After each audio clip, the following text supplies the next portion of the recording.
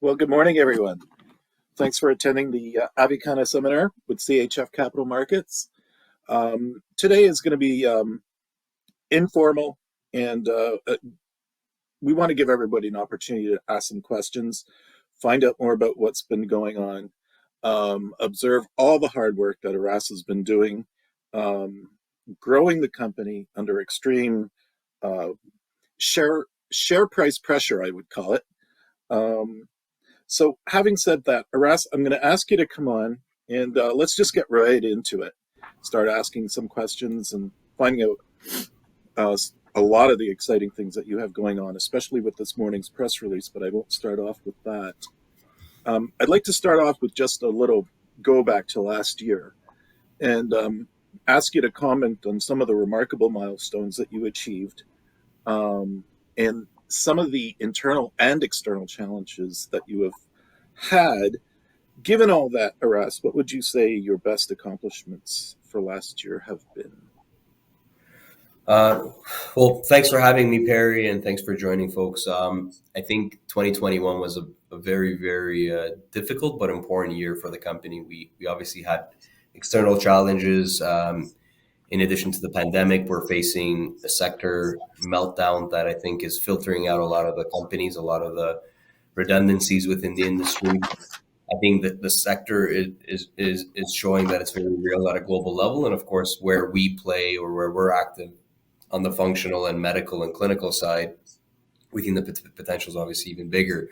In addition to surviving all of that and executing going through all of that in 2021, I think what's most important for us is just commercialization.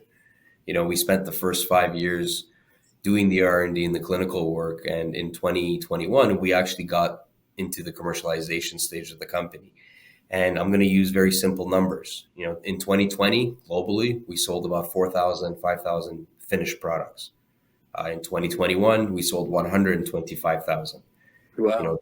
That's exponential growth at a basic level. And I think it's important for the shareholders to acknowledge, or at least know, that when we're selling a product, it's not a bag of weed or a bag of cannabis. We're talking about proprietary advanced products that, whether if it's on the medical side, needs to go through a prescription. If it's on the retail side, it needs to go through education, training, and essentially convincing a consumer that this particular product may help them with their dermatology indications, sleep, pain, whatever the case may be. So we're not selling flower, which is obviously an existing market. It's one that moves very fast. It represents about 80% of the adult use market still, I think. But we're talking about selling proprietary advanced functional products. And to have gone from 4,000 to 125,000, I think is demonstrating that the products and therefore the intellectual property have value. But we've really been able to transform the company from an R&D clinical stage company into a commercial one at a global level. So I think that is the big accomplishment for us during the year. Yeah, impressive. Thanks. I know that your last year's revenue growth was fantastic. What do you believe that this growth pattern can continue going forward? I'm sure you hope so, but maybe you could elaborate on that a little bit too. Yeah, absolutely. Again, I mean, what we were just referring to in terms of the numbers of units sold, for me, that's still proof of concept. It's just the beginning. It's just demonstrating that the intellectual property, the proprietary products have market demand, have value, and have functionality, have efficacy. So I think that's just the start. In Canada, we did that without a sales force. A lot of that was driven through Shoppers Drug Mart and through adult use sort of partnerships. So now we're going to double down on the Canadian market. We're going to invest a little bit into building more marketing and sales efforts, which is what all the cannabis companies do. We've been able to accomplish that without that. So we do expect that to grow in the adult use side in Canada. We do expect that to grow on the medical channels in Canada. Something very important to note on the medical side is, while we will continue to work very closely with Shoppers Drug Mart, our exclusivity period with them has ended. So we no longer are only on the Shoppers portal medically, meaning we can actually go into other pharmacies and other medical channels. And I think that is a big opening for us. And then in addition to that, internationally, like look globally, because we're a medical and a pharma company, we get to look at the global marketplace as our market. We're not limited to adult use channels in one state or one country. And we are entering more and more countries. Today's press release was an example of us entering the European Union with an established pharma company. We are getting into more and more channels. So again, proof of concept. 2021 was a proof of concept only for Canada. We're starting to show how Canada will grow, but imagine the value or the potential of these products at a global level. I think that's really the real opportunity of Avicanna. Oh, interesting. Interesting. Having said that, Aras, maybe you could give us even more information on what you think the future of Avicanna holds for yourself here in Canada right now. Yeah, so Canada, it's worth noting, it's projected to be a $5 billion market. For just 2021 was about a $5 billion market. A large portion, most of that is the adult use channels, but it's not just people that are smoking weed to get high. A lot of that is people looking at cannabis for medical wellness, sleep, Mm-hmm. anxiety, Mm-hmm. depression. And we expect that trend to continue to grow. More and more people are putting away alcohol or reducing their alcohol consumption and looking at cannabis for a more healthy alternative in terms of from a wellness perspective. And I think our products, because they're generally non-inhalation, are only the segment that are going to grow. So at a macro level, I'm very optimistic about the Canadian marketplace. I think we've done a good job establishing our leadership within the medical world here in Canada. So very excited about the opportunity from a general wellness side. From a medical side, Shoppers Drug Mart and our other new medical partners are all trending up. We're adding more SKUs every month. We're adding more clinical partners, more pharmacists, more physicians that are prescribing our products every month. Being in the major medical institutions, being the only medical brand in Canada that's in major hospitals, specifically Sunnybrook Hospital, is important. We're getting into more hospitals. So Canada is very, very exciting, and it's a very mature market in a sense that it's already a multi-billion-dollar consumer market. So for us to have entered Canada and not be a licensed producer, but to have entered as a biotech company and have already taking market share and establishing a strong footprint, I think is really important. And I think the opportunity for growth in Canada is immense. Interesting, interesting. Not to have you repeat yourself, but you seem to have the support of the medical community here in Canada behind you. And that's something that a lot of multi-billion-dollar cannabis companies would like to have and have not accomplished. Why do you think that is, Russ? That's a great question, Perry. I think it's just our dedication to doing things the right way from a medical perspective, meaning products that are in fact developed to deliver cannabinoids in a consistent, accurate way, products that are designed to be, whether transdermal or local or sublingual or oral, they're designed to have a particular delivery, and we can back that up. We can back that up with research.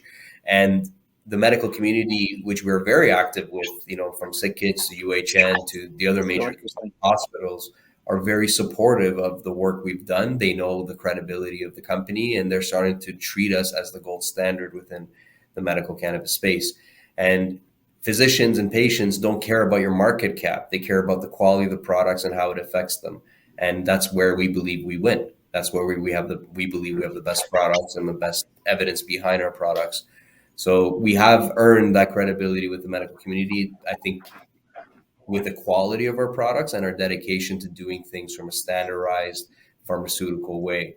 And I think, again, as the medical side grows and cannabis regulations allows more access to patients, we're well positioned within the medical community to leverage off of that. Interesting. Good. Um, okay, my next question right now that I've received or we've received um, is you have a diverse product offering group of product offerings. Do you feel that there's any one specific area that you think will grow more than the others, or you would like to focus more than the others this coming year?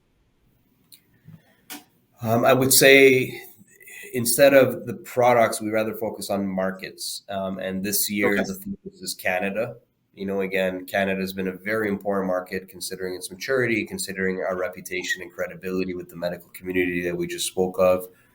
So Canada, the focus on consumer wellness products and medical products is definitely an area that we're focused on, is what's going to bring the company to self-sufficiency and profitability, I believe, in the short term. But in the midterm, as we grow, we believe that the success in Canada will set the foundation for the other international markets we're already active in and entering, such as the European Union, US, South America, but also to pave the path for pharmaceutical preparations, meaning drugs that are actually in pharmacies for physicians to prescribe, specifically in South America and Europe. So focus is Canada, focus is the broad product categories, specifically the Rho Phyto formulary. But moving forward on the pharmaceutical side, our first drug preparation is focused on epilepsy and seizure control. That's a product line that we're very excited about for launch end of this year and 2022, in particular Latin American markets, and trending into 2023, chronic pain and those epilepsy products. So there is a lot of offerings. We are testing markets. We are testing, obviously, the market acceptance and also the clinical efficacy of these products as we proceed. But we're in very, very early stages in all the markets that we're active in.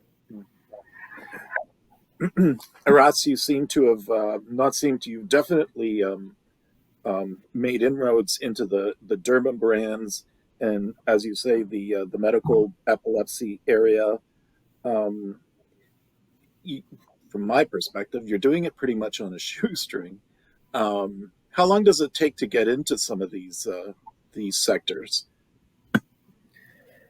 It's difficult, right? I mean, it's difficult to get the listing. It's difficult to get the distribution, the Shoppers Drug Marts of the world. And then once you have it, it's difficult to educate the consumers and the patients. And we are doing that on a shoestring. We're doing that where executive team members are doing, product knowledge sessions and trainings. And we've been doing that because prior to investing, we wanted to ensure that we have the proof of concept. So it's very important. And we recently published our financials, so it's available.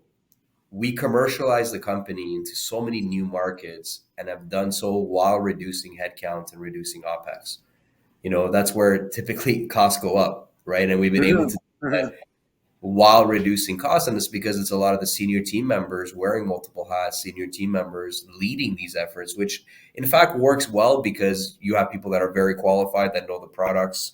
But also it allows us to build the models so that now that we're adding, a little bit resources into the sales and commercialization, we know the ins and outs of these markets. So it's very difficult, but we've been able to accomplish the listings, the approvals. And you have to note that there is one variable that's thrown in there that makes things even more complex, and that's cannabis regulations. We're dealing with still controlled substances. We're dealing with something regulatory perspective is very complex. To enter 14 countries, to be able to import and export into 14 countries, it's not an easy task. Understanding the regulations of those countries and convincing the local country to give you an import permit and the exporting country to give you the export permit, getting the client, all of these things, again, further demonstrates the ability of the company to navigate the international regulations. And I think these are very important milestones for us. And again, great proof of concept. Right. Aras, can you comment on who or how many individuals participated in the last non-brokered deal? Right. Yeah. Absolutely. So the private placement was predominantly existing shareholders. I would say 97% existing shareholders. Obviously, the price compression we faced, whether due to internal or external factors, has led the price to being at all-time lows. So we didn't want this to be an external force coming in and participating in a financing. So we had the luxury of having the support of all existing shareholders, many of which participated. It was a total of about 40 individuals. So it was pretty well spread. I would say from the 40, 35, 36 were existing shareholders. So I think that is a bit of an average down for some of the folks that do see the fundamentals progressing, do see the progress the company's made in, from my perspective, see this alignment between the stock price and the fundamentals and the progress of the company. So they saw it as an opportunity to support the company, to fund the company, but also to average down. Good. Russ, can you give us a small summary of, take us from where you've come to where you want to go? Although you've given us a very detailed, in my opinion, very good um, map of execution, if you will, of how you're going to take this going forward. I'm sure it's interesting from my perspective how you're probably hit with so many variables on a daily basis, and yet capable of continuing to grow this company. I hope we've made that very, very clear. If you'd like to comment a little bit more on that, that would be good, while I look for a couple of more questions. Sure. I mean, look, we've faced, like, for biotech, biopharmaceutical company to commercialize its products in one market is usually remarkable. I think a very small percentage of companies have the luxury of doing that. We've done that at a global level, and we've done that in a regulated industry. So it's been a challenging few years, but it's one that I think, we're proud to have accomplished what we've accomplished. I think the challenge that we continue to face is the Cannabis Association. We're treated as a cannabis company, and the industry has been very hardly hit from investor sentiment perspective, due to poor management, due to commodification of the cannabis products, due to margin reduction. And I think we've been fortunate enough to have survived most of the meltdown of the sector, and I think to have been able to commercialize through the process. So I think at a general level, we're very excited about what the future holds. We're very happy with what we've been able to accomplish. We're very happy with the products, the feedback, consumers, patients that are using our products at a daily level, and rely on our products, and we see that from a patient feedback perspective. So I think the roadmap to where the company is going has been outlined. It's a global enterprise with focus in Canada today, but Canada is a proof of concept. Canada is where we generate more data. We're still doing clinical studies, and we're just laying the foundation to be a global enterprise because we're on the medical side.